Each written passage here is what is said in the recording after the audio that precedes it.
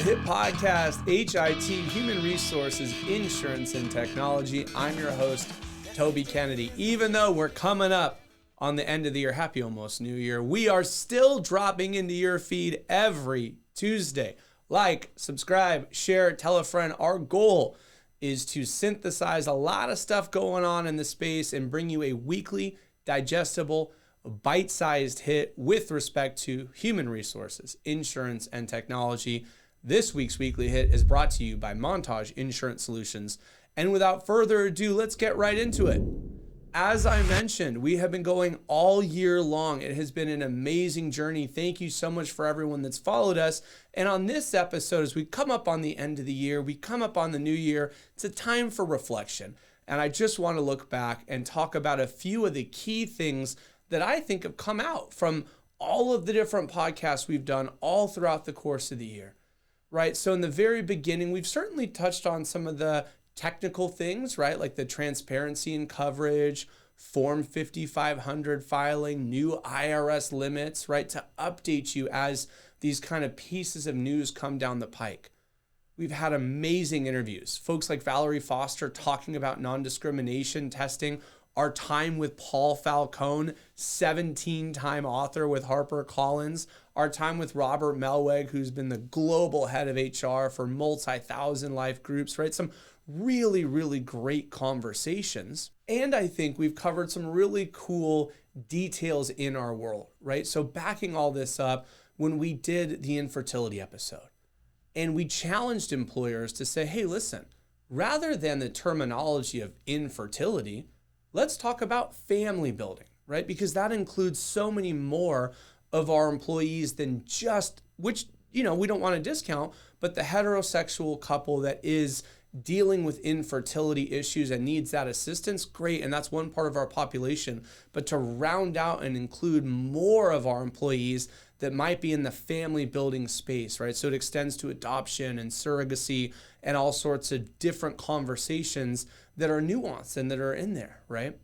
On the EAP and travel assistance side, we talked about not only kind of what they are and how beneficial they can be, but them being parts of the benefits portfolio that from a broader strategy standpoint, you almost can't over communicate. And to get the proper ROI, especially if you're going to buy a standalone EAP, it really needs to be communicated all throughout the course of the year, right? So we're talking about this sort of drip marketing and letting the employees know on newsletters and monthly basis and at the all staff.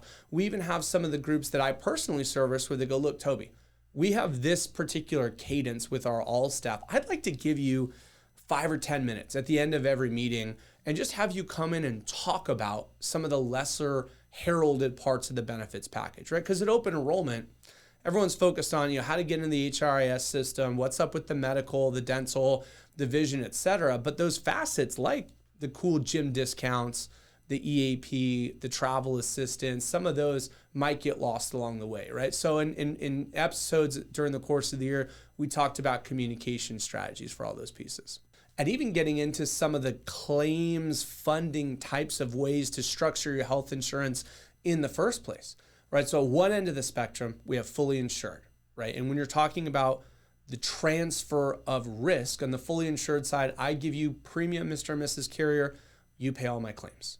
And you get all the way to the self-funded side. And whether we're doing this on an ASO basis with the carriers who's gonna help us, kind of put all this together, or we break it all apart and find a TPA.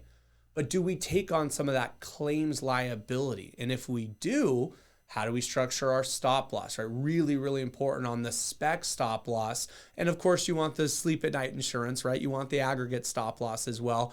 But what do those contracts look like? How do we do that? And what are some of these things in the middle, right? Like level funding, which looks and feels like fully insured, but is technically a self-funded plan. So I get a lot more claims data. I get a lot more information.